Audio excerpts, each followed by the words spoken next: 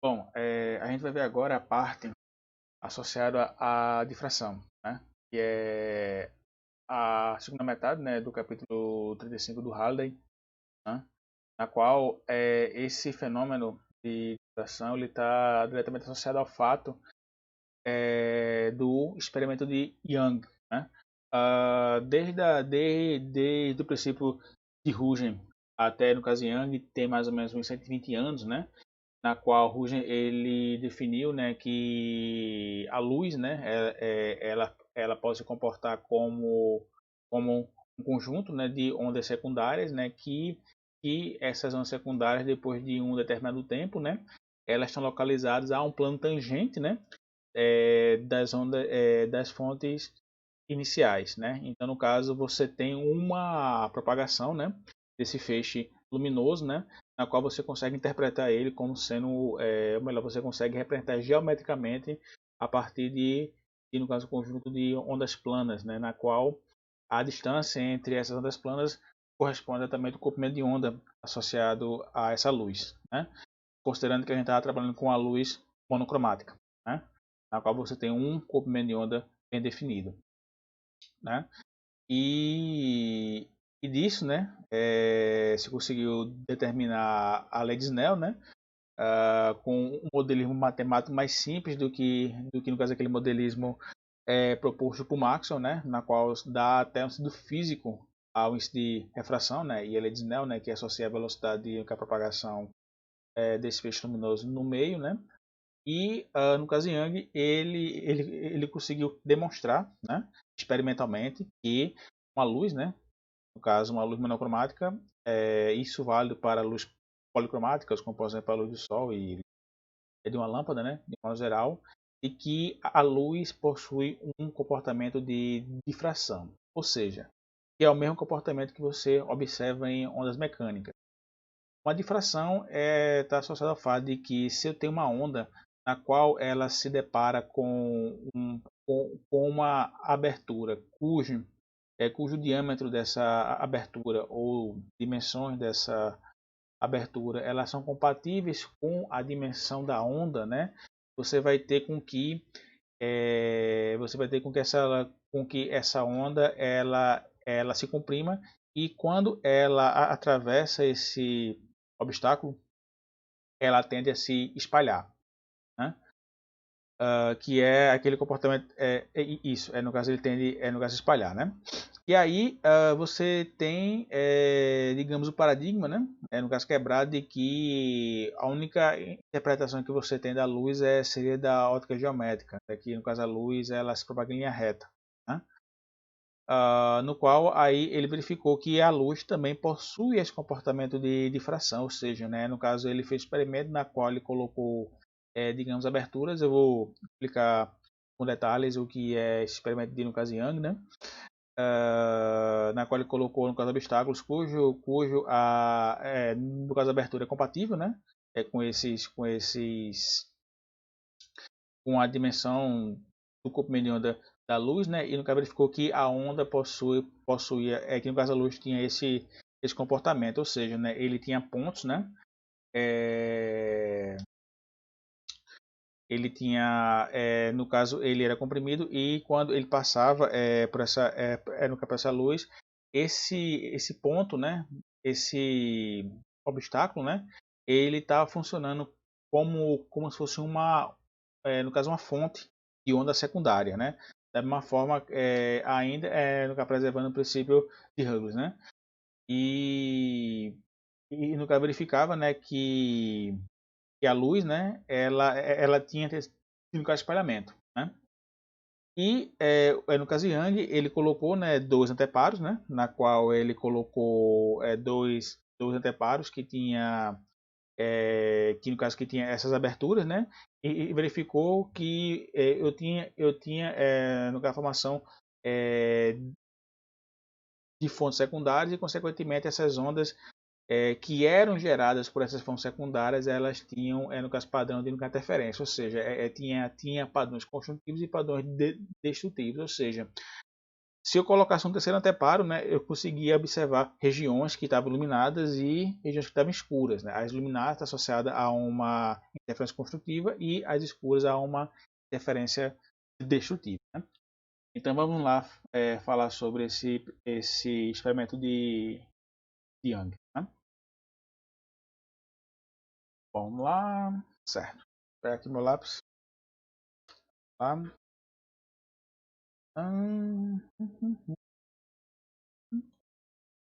E para não cometer o erro da aula anterior, né?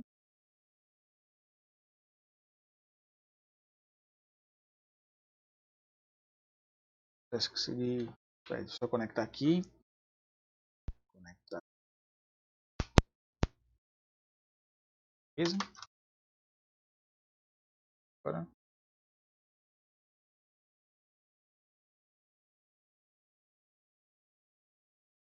Agora sim. Aqui. Então vamos ver. Aqui. Pronto. Então vamos ver essa parte associada à difração.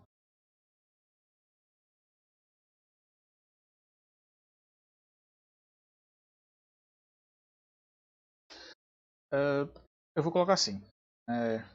Quando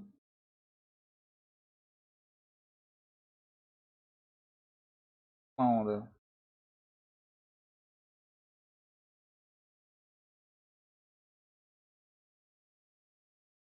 encontra um obstáculo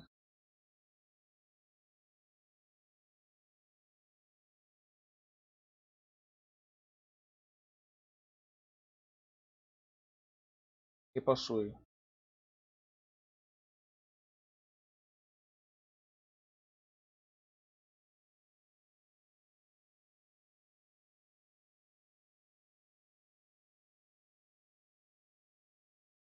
dimensões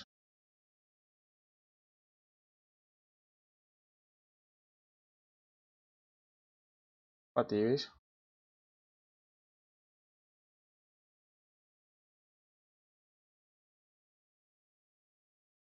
ao comprimento de onda,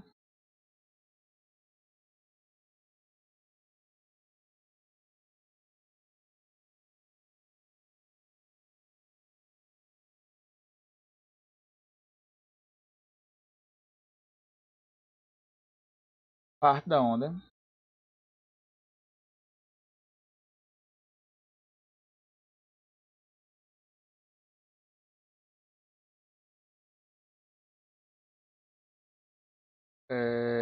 se alarga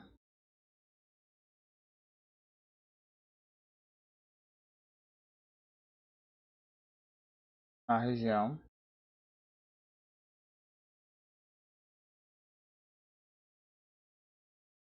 que fica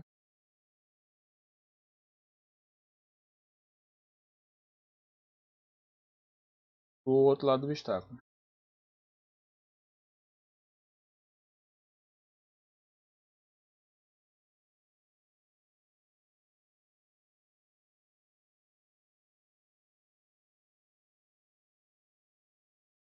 Né?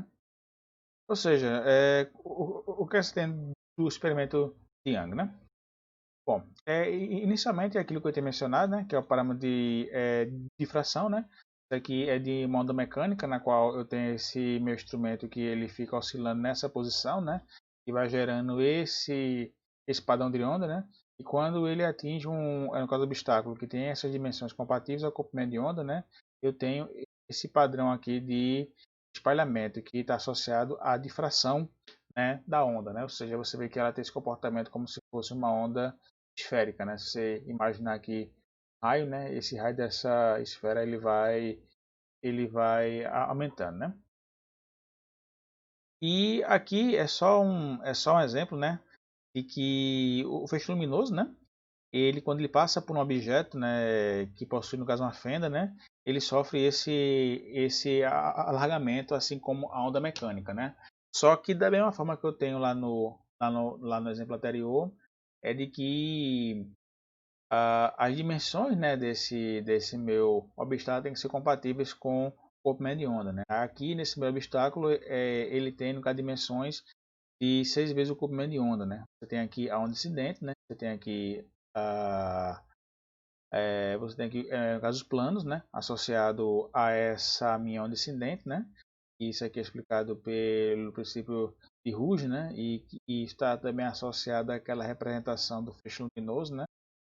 Por frente de onda e a separação e a distância entre essas frentes é dada exatamente pelo meu comprimento de onda. Então essa minha abertura é 6 vezes maior, né? Eu observo uma difração, mas só que uma difração mais sutil, né? Você vê que ela é pouco difratada devido ao tamanho da dimensão aqui do meu anteparo. Já aqui, né, o meu anteparo ele tem um comprimento de 3 vezes o comprimento de onda, né? Ou seja, né, ele é menor do que esse aqui, metade, né? E eu já observo um padrão maior, né, desse meu parâmetro de difração, ou seja, eu verifico um maior alargamento, né, dessas minhas frentes de onda, né, ou seja, né, como se tivesse como eu falei, como se tivesse um padrão esférico, na qual eu tivesse um aumento do raio dessa minha esfera a partir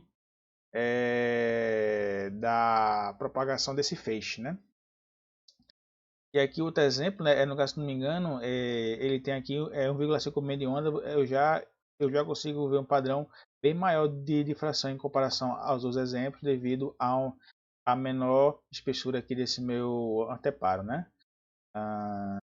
Então isso, né, foi o que foi verificar no caso por Young a partir do seu experimento no que é conhecido como experimento de fenda dupla, né? Como é que foi esse experimento, né? Ele pegou uma luz monocromática, né, se não me engano, no verde, né? Naquela época você tinha uma lâmpada, né? E se tinha a noção de jogar aqui, né? Se não me engano, o comandante utilizado dele foi no verde, se não me engano. Né? Naquela época você tinha uma lâmpada, né? E você colocava filtros, né? Para qual você filtros com, no caso, cores, né? Ou seja, no caso, consequentemente, você queria que tivesse uma emissão na luz visível. Então você tem uma certa seleção, né? Do comprimento de onda em função, tá? A seleção em função, né? Desse filtro, né? Então aí então no caso ele tinha, digamos, uma luz monocromática. Voltando aqui, né, ao desenho, né, eu tenho aqui a minha luz monocromática, né, eu tenho aqui as minhas frentes de onda, né, no caso se propaga, e eu tenho aqui esse meu obstáculo cujas dimensões são próximas, né, do comprimento de onda, como no exemplo anterior pode ser uma vez ou duas vezes ou 1,5 vezes, né, o comprimento de onda da luz. E pelo princípio de Rouge, né, o que é que eu tenho? Né? Esse meu anteparo aqui ele vai funcionar como uma fonte secundária. Né? Eu estou chamando aqui de S0. Né? Então, no caso, essa minha fonte secundária, né, ela vai,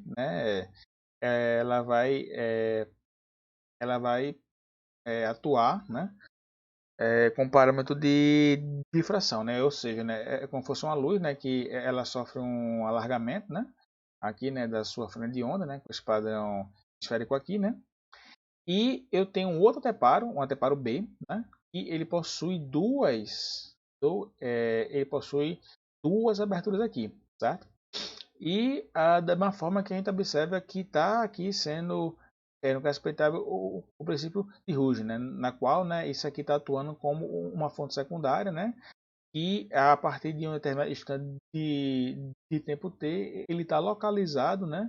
Ele está localizado em um outro plano, né? Tangente, né? A essa minha frente de onda aqui. Né? Então, assim, como eu tenho dois anteparos, eu vou ter aqui duas fontes secundárias, que eu estou chamando de S1 e S2. Né?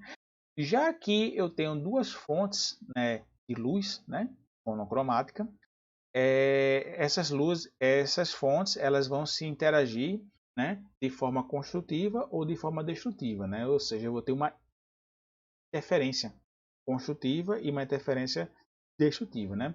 da qual ele colocou um terceiro anteparo, que ele chamou de C, e conseguiu observar justamente a posição desses pontos de máximo e pontos de mínimo, né? Que isso aqui é chamado de figura de interferência, né?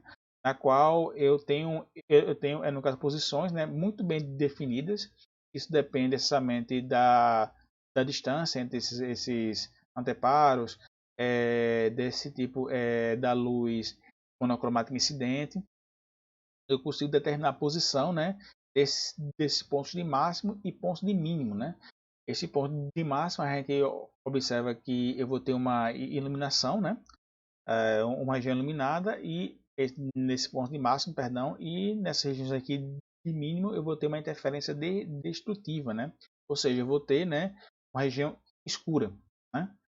E esse é o experimento de Young, né, na qual ele conseguiu demonstrar que a luz, né, ela se comporta como uma onda, porque quando ela atravessa obstáculos que possuem dimensões próximas de seu comprimento de onda, ele tem padrões de difração, assim como as ondas mecânicas também têm.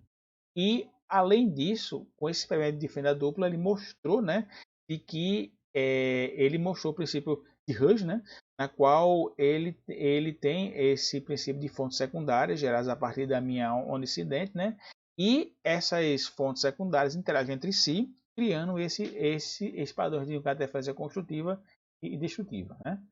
E aqui tem uma fotografia justamente desses parâmetros que a gente chama de franja de interferência, certo? Ou seja, pontos, né, que são iluminados e regiões que estão no escuro, né? É exatamente isso que está associado ao padrão de interferência, né?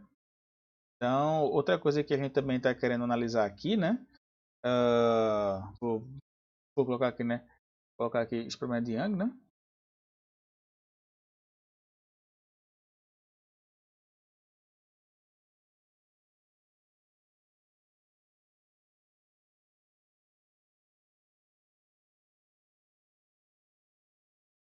Experimento de Young, né? Na qual é aquele desenho ali, certo?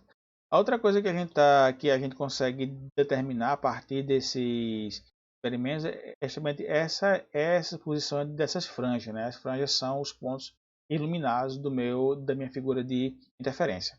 Tá? Que é justamente isso que a gente quer saber aqui, a localização dessas franjas, né? E associada aos pontos de máximos e pontos de mínimo, né?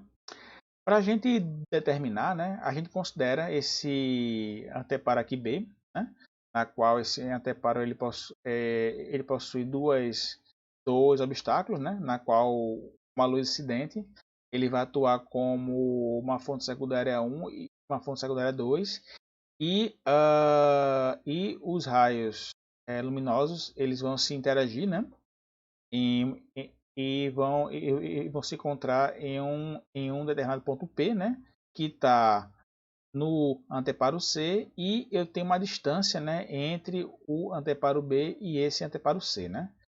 Outras variáveis que eu tenho, né, que se eu for traçar aqui uma normal,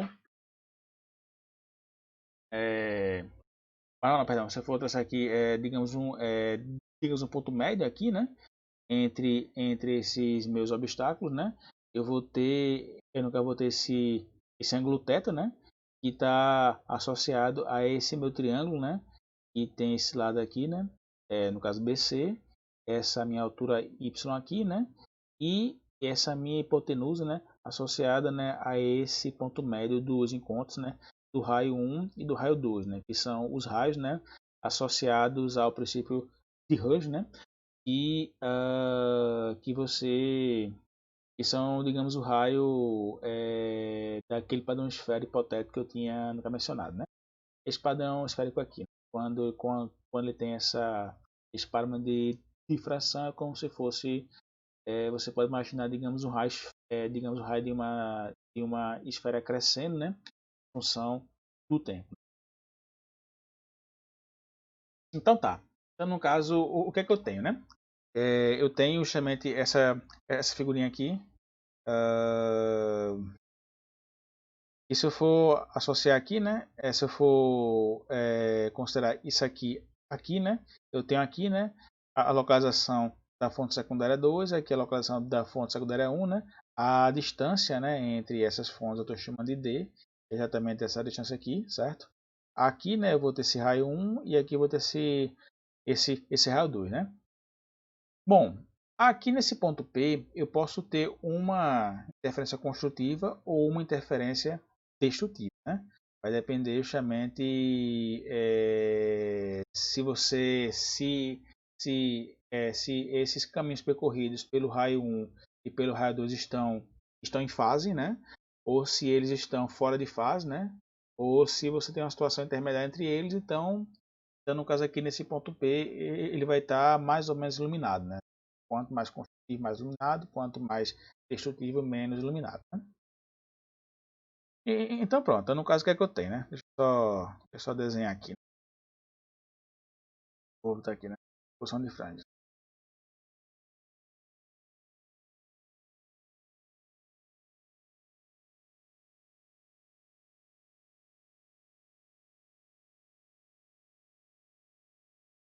Então no caso o que é que eu tenho, né? Eu vou ter exatamente, né? Aquela, aquela figurinha ali, né? Que eu tinha mencionado. Ó, aqui,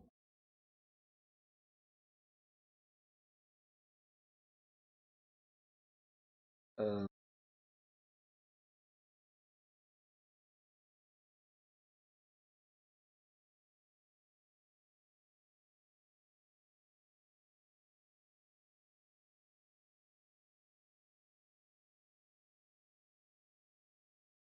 aqui é S1, S2, né? Aqui é a distância D. Eu vou ter esse ângulo aqui, né? Θ, né? E eu vou ter uma diferença, né? A diferença de percurso que eu vou ter aqui vai ser dada mais ou menos aqui. Eu vou chamar isso aqui de ΔL, né? Então, ΔL é o que é a minha diferença de percurso,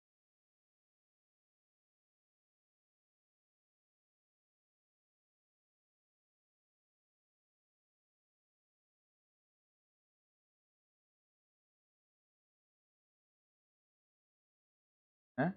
Que está associado, né, ao raio 1 e ao raio 2, né? E aí, no caso, o que é que eu vou ter, né? Eu vou ter que, se eu tiver essa diferença de percurso igual a zero ou número inteiro,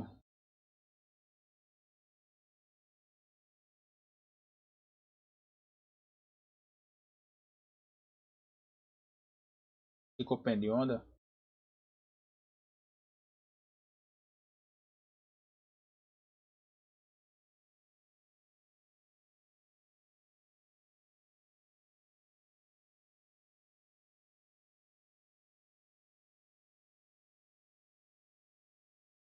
eu vou ter uma interferência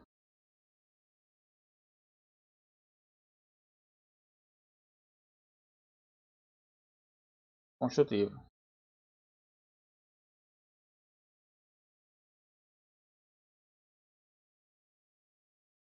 Se eu tiver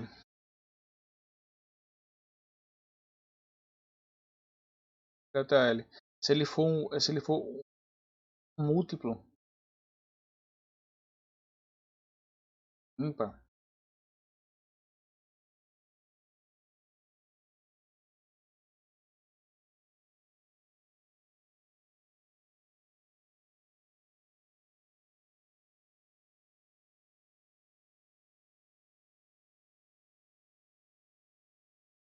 comprimento de onda,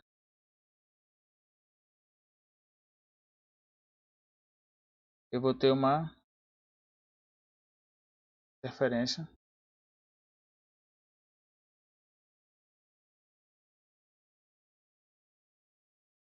destrutiva.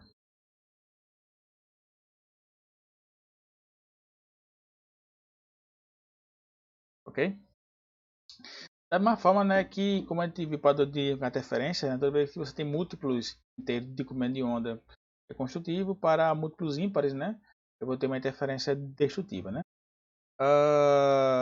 Outra consideração que a gente faz, né, para a gente fazer o cálculo, a gente considera, né, que essa distância entre esses anteparos é muito maior do que a distância entre as fontes secundárias, né?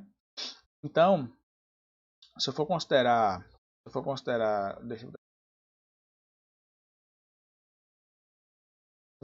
aqui, se eu for admitir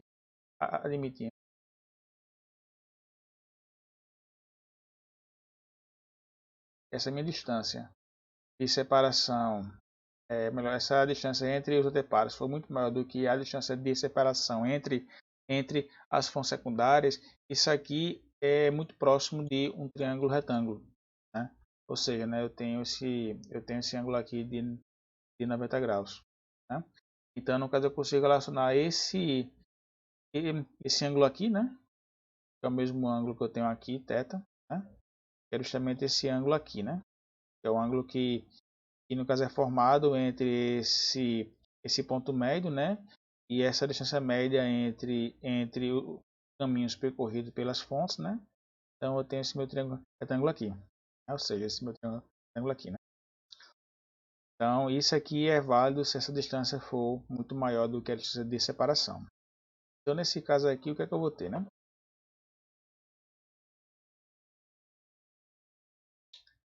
Vou admitir isso aqui, né? Então eu vou ter que seno de θ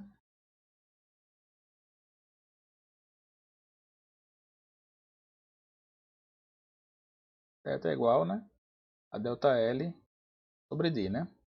Então, né, essa minha diferença de percurso vai depender, né, da distância de separação entre as fontes secundárias e desse ângulo aqui formado por seno de θ. Ou melhor, por esse ângulo aqui, né,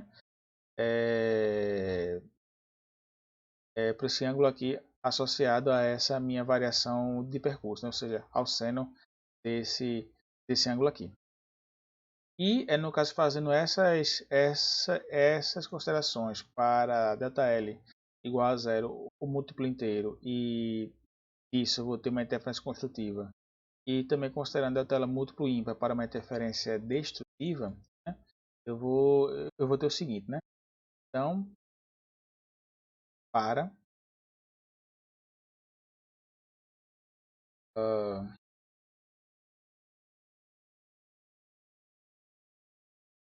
os pontos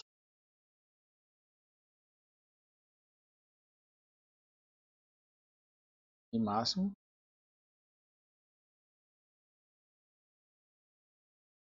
né, e é a região das franjas claras,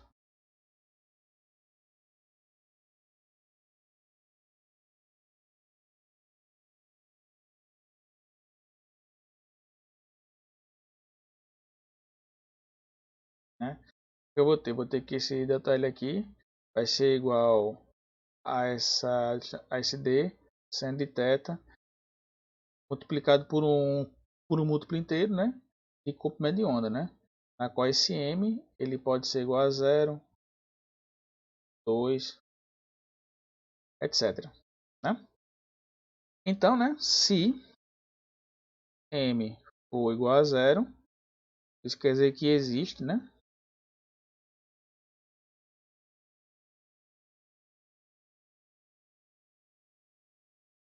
uma franja clara em θ igual a zero, né? E se, por exemplo, M for igual a 2, né?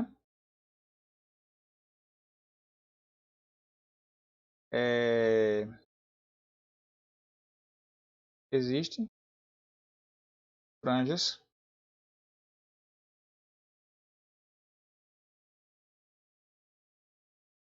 claras para valores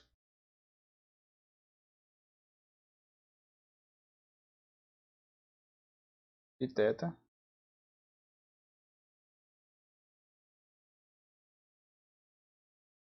tais que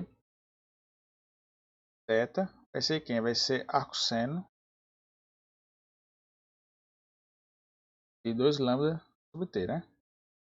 Se eu botar aqui igual a 2, né? E for tirar o arco seno, vai ter esse aqui, né? Então, no caso, o que é que eu vou ter? Eu vou ter, né? Digamos, se eu voltar aqui, né? Eu vou ter esse arco seno de 2 lambda sobre t. Eu teria franjas claras, né? Acima, né? Acima, para é, resumidamente, né? Se isso aqui fosse para aquele ângulo aqui, né? Eu vou ter, no caso, ponto. Eu vou ter uma franja clara aqui nesse ponto P, né? Que está acima, né? Do eixo central. E também vou ter, no caso, um ponto aqui de franja clara abaixo desse meu eixo central. Tá? É isso que está no caso associado. Isso aqui também a gente considera que a gente tem franjas de segunda ordem, ou máximos laterais de segunda ordem, né? Então vou botar assim, neste caso,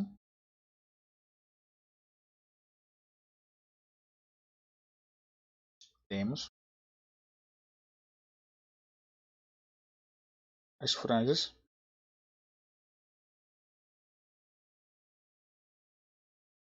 laterais, perdão, franjas laterais, isso, exatamente, de segunda ordem,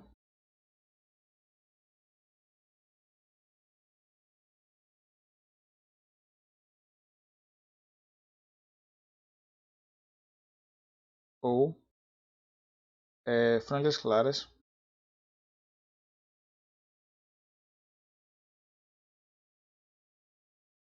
de segunda ordem.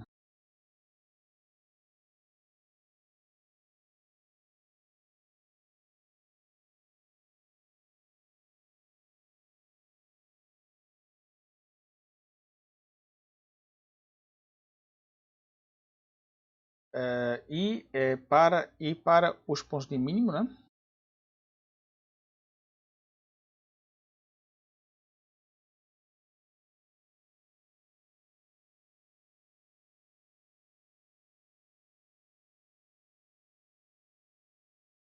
Que são chamadas as franjas escuras.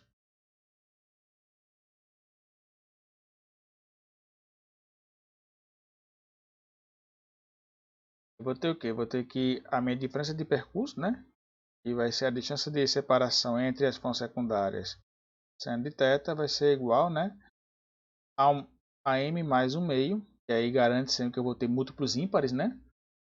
Do comprimento de onda, né? Na qual, mais uma vez, m é igual a 0, 2, etc, né?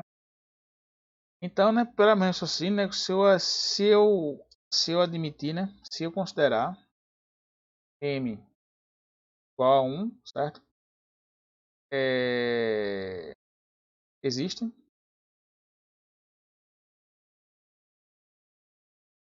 franjas escuras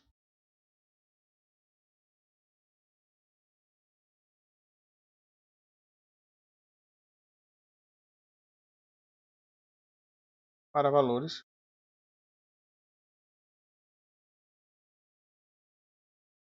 de θ,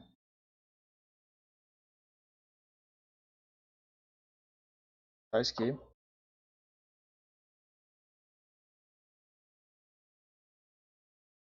esse θ, né, vai ser quem? Vai ser o arco seno de 1,5, né, lambda sobre d, né? Que vai ser acima, né, e abaixo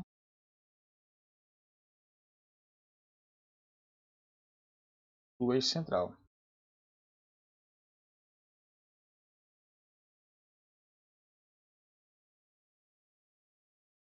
Então, da mesma forma, a gente vai ter franjas, né, no caso escuras, de segunda ordem ou mínimos de segunda ordem. Então, vou botar assim,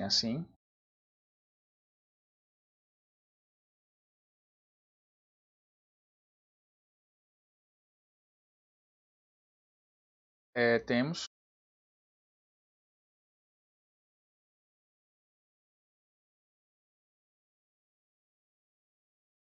franjas escuras de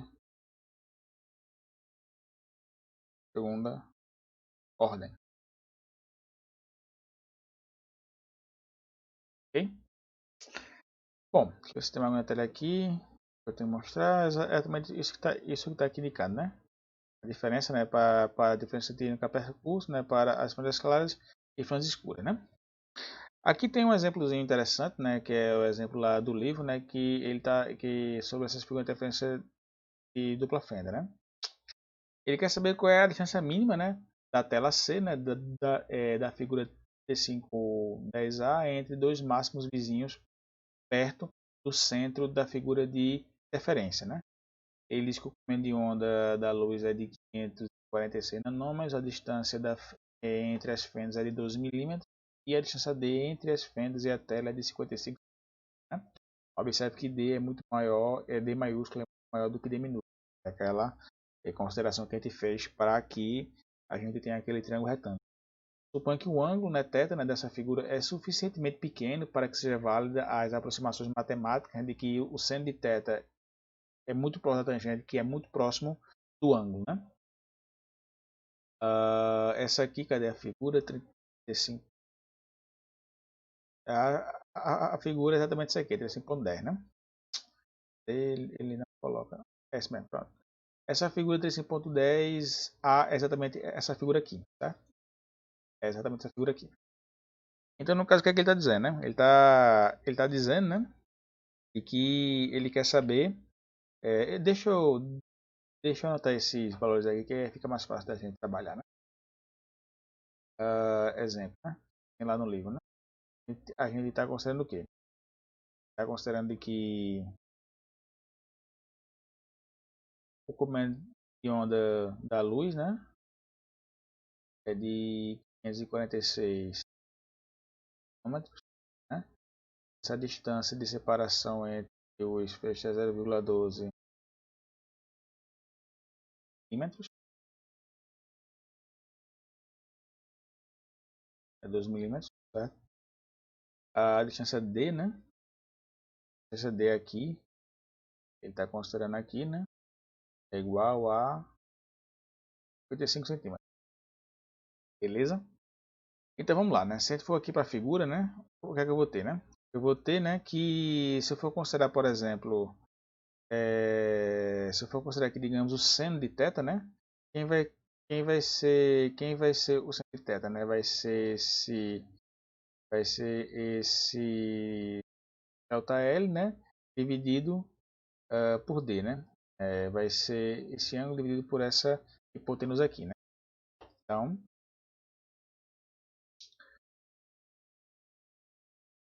só para botar naquela consideração aqui, seno de θ vai ser muito próximo do tangente de θ, vai ser muito próximo do ângulo.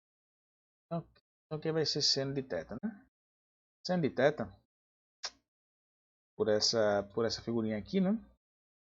Vai ser delta L sobre D. Né? Delta L, D. Quem vai ser a tangente de θ, né? Por que a gente está fazendo isso, né? Porque ele tá considerando o seguinte, ele quer saber qual é a distância, né, da tela C, né? Tela C. Ele quer saber exatamente qual é essa distância y aqui, né? É isso aí que ele quer saber, né? Vamos lá. Bom, então no caso ele quer saber exatamente quem é esse y, né? Então deixa eu colocar aqui, né? Quer saber quem é essa y aqui. Essa variação y aqui. Então tá, então no caso o que é que você tem, né? Eu vou aqui para a figura, né? Quem vai ser y aqui, né? Quem vai ser a tangente, né? A tangente de θ vai ser quem? Vai ser y por D maiúsculo, né?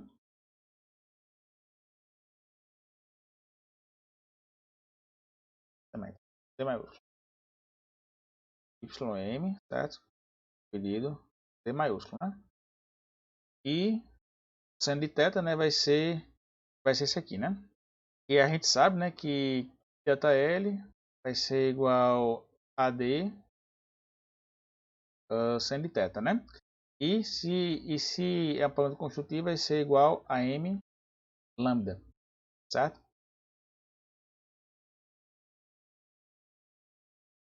Então pronto. Então no caso eu posso escrever isso aqui da seguinte forma, né? Aqui seno de θ, né? Que vai ser igual a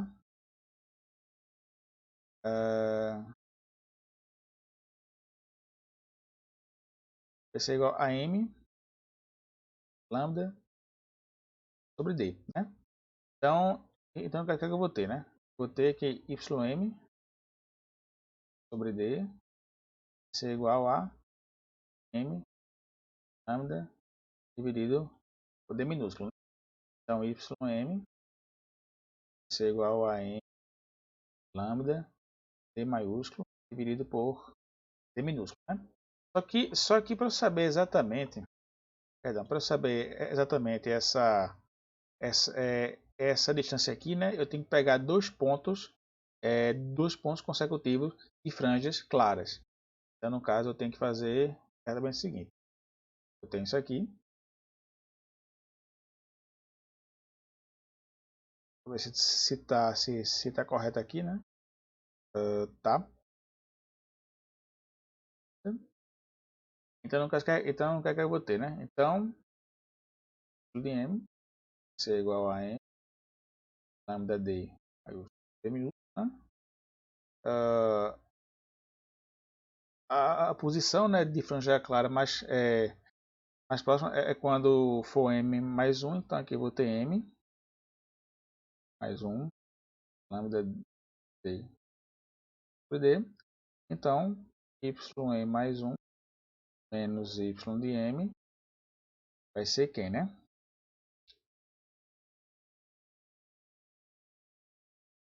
Vai ser lambda D maiúsculo D minúsculo, né? E aqui vai ser exatamente essa minha distância aqui, né? Y que eu estou querendo calcular. Aí é só você substituir os valores, né? Isso aqui vai ser, né? 546, 10 a menos 9. Aqui vai ser 55, 10 a menos 2.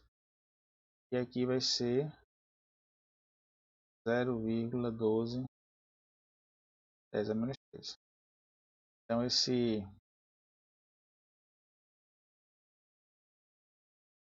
M ser igual a, que é o valor prontinho certinho, 2,5 milímetros.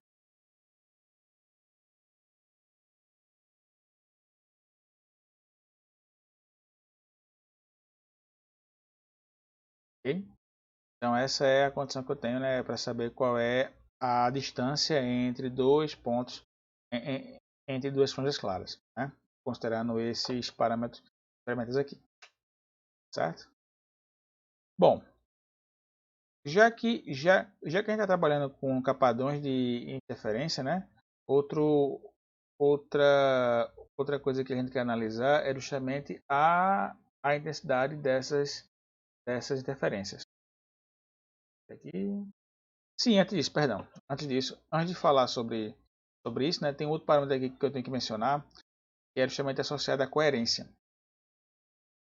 O que são fontes coerentes e fontes não coerentes.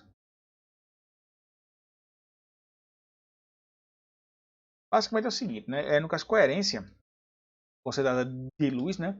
Se você tem, né, se você tem padrões de interferência, né, na qual pode ser descritos aqui, né, padrões de interferência, né, aqui, né, você vai ter, você considera de que você tem uma diferença de fase e ela vai ser permanente, ou melhor, ela vai ser constante em função do tempo, né?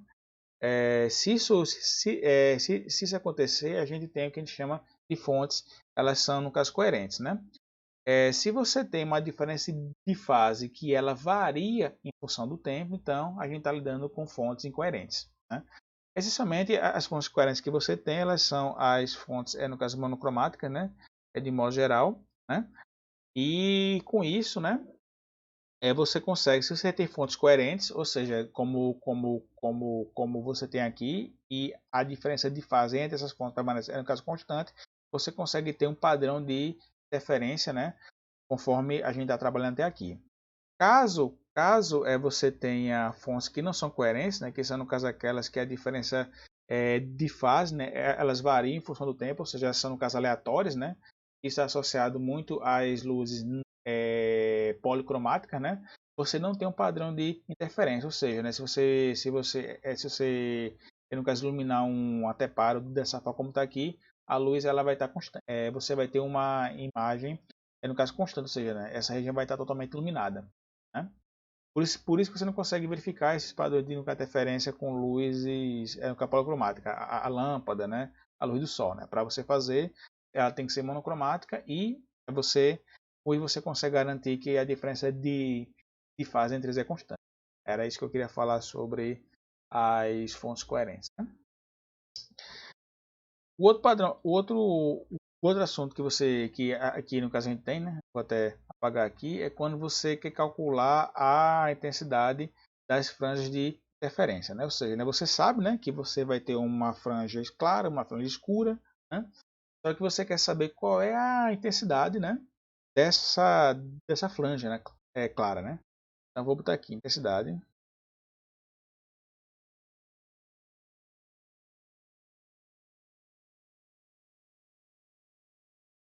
franjas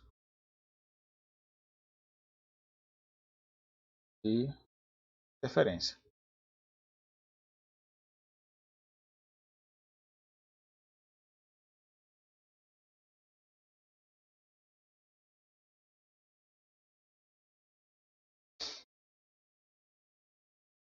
Para analisar esse é, essa densidade, né, eu gosto muito de verificar essa figura aqui. Né? E aqui, no caso, você tem, né, o padrão senoidal da onda, né, da onda eletromagnética, né, e que a gente, né, considera, né, que no caso a luz, né, ela é uma propagação de onda eletromagnética. Então, e essa propagação, ela no caso ocorre com esse padrão harmônico, padrão senoidal, né? E quando a gente está trabalhando com, no caso, intensidade, né, a gente está trabalhando somente com o vetor de point, né, e assim a gente está relacionado com a gente pode trabalhar diretamente com o campo elétrico associado dessa minha luz. Né. Aqui, né, você tem esse padrão de interferência, né, de fenda dupla aqui, né, e isso aqui você tem, né, a formação das franjas claras e escuras, né. Quando você tem uma franja clara, você, do ponto de vista, né, de campo elétrico, você pode analisar em função dessa figura aqui. Né. Aí o que é que a gente observa? Né? A gente tem aqui, digamos, uma fonte, né, aqui é a fonte inicial, e quando você tem duas fontes coerentes, né, ou seja, você tem duas fontes coerentes, você tem aqui esse ponto de máximo, né? Quando você tem aqui duas fontes incoerentes, né? Você tem um aumento da intensidade, mas você não observa padrão de interferência, como eu tinha dito. Quando elas são coerentes, você tem duas fontes coerentes, certo? Você tem, né, justamente esses pontos de máximo aqui, né? E você está associado, né, a essa fase, né? A fase, né? E aqui para, né, os pontos de máximo, né, aqui M igual a 1, né, M igual a 2, os pontos de mínimo, né, que esse ponto aqui diminui quando a minha intensidade é zero, né, pontos de máximo, quando isso aqui é 4 e 0, né, que 0 considerando a intensidade da luz da onda da minha onda incidente, né, e aqui você tem a diferença de percurso, né, que é o ΔL dividido pelo comprimento de onda. Né? Isso aqui no caso ajuda, né, você no caso entender como é que fica essa equação, né? Essa equação funciona da seguinte forma, né? Vou colocar aqui. Né?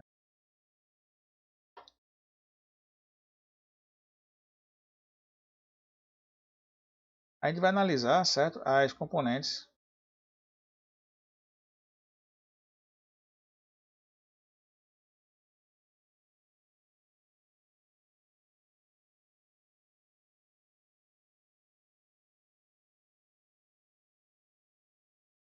de campo elétrico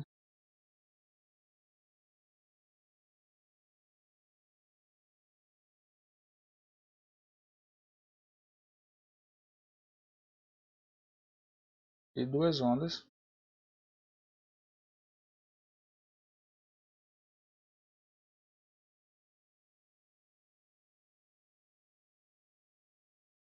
que chegam no ponto P.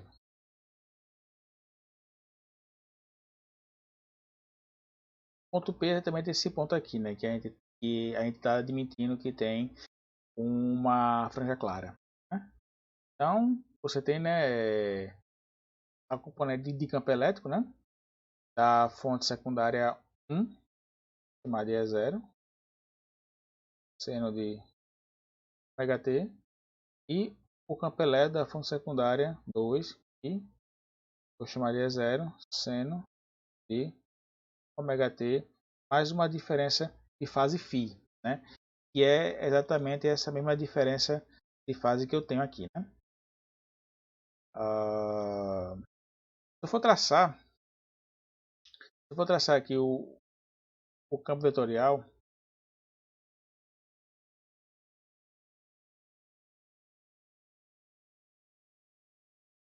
que é que eu vou ter, né?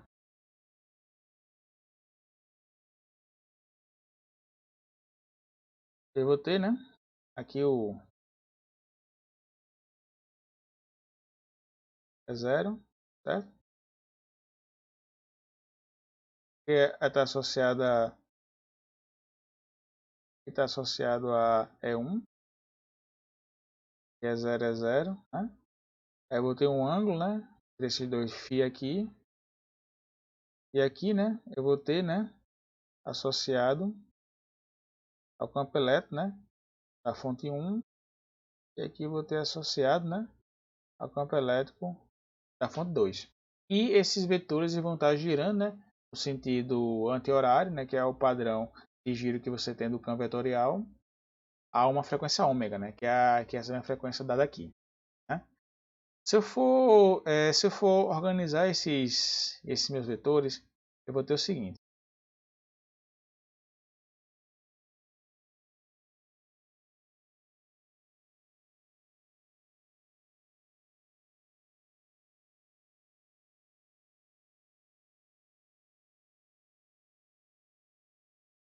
Eu vou ter essa composição vetorial aqui, né? Vou ter aqui eu vou ter esse meu triângulo aqui, ó. É 0,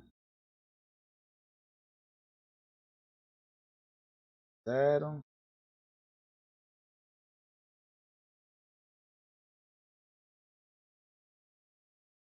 aqui, ó. 0. Aí, se eu fizer função aqui, vou ter o campo elétrico E. E aqui eu vou ter, né, esse ângulo φ aqui. Aí vou ter um ângulo beta. Como esse vetor tem a mesma magnitude desse, aqui tem, vou ter um ângulo beta aqui também, né? E o que é que eu sei da geometria, né? Eu sei que esse ângulo φ, né, vai ser igual, né, a esse beta mais esse outro beta. Ou seja, né, esse ângulo aqui vai ser igual à soma desses dois. Então esse beta vai ser igual a metade da minha diferença de fase, né? E esse meu vetor resultante ele vai ser quem? Ele vai ser duas vezes, né? É 0 cosseno de beta.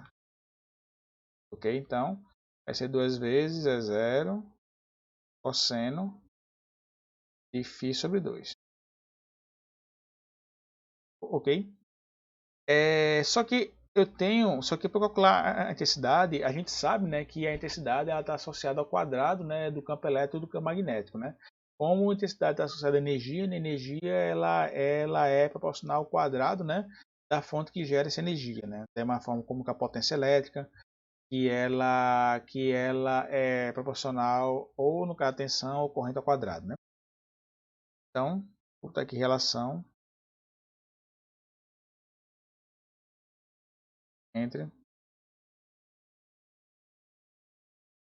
as intensidades.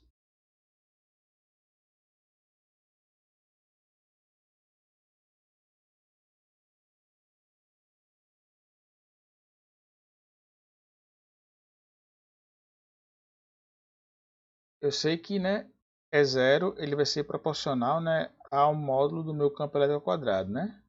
Então, no caso, isso implica, né, que a minha intensidade vai ser proporcional, né, a esse meu campo elétrico resultante ao quadrado que eu obtive aqui, né? Então, se eu fizer uma razão entre a intensidade resultante com a intensidade das fontes, né, secundárias, isso aqui vai ser, isso aqui vai indicar uma proporção, né, do quadrado desses campos elétricos. Então, no caso, consequentemente, o que é que eu vou ter? Eu vou ter que I vai ser igual a 4 e 0 cosseno ao quadrado, né, de a metade, né, de φ. Beleza? Agora a gente tem que saber qual é a relação que eu vou ter, né, entre essa fase, certo? Entre essa fase, rapidinho.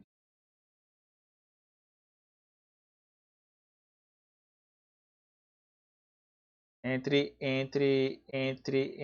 a fase, né, e esse ângulo θ aqui, né? Tem que buscar uma relação entre eles, né? O que eu sei, né? É...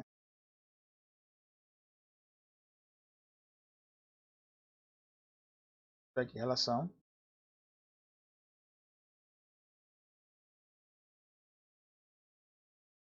entre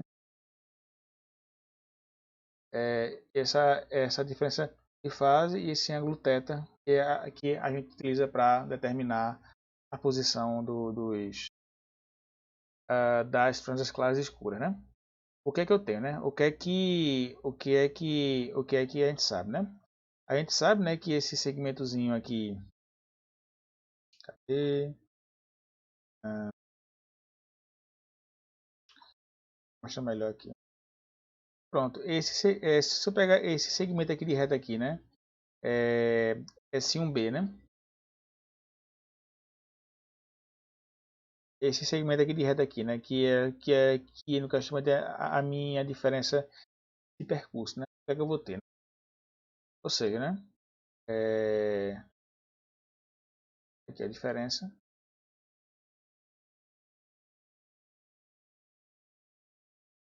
de percurso ΔL, né? Ou seja, né? Se eu for analisar aqui, tá? Cadê?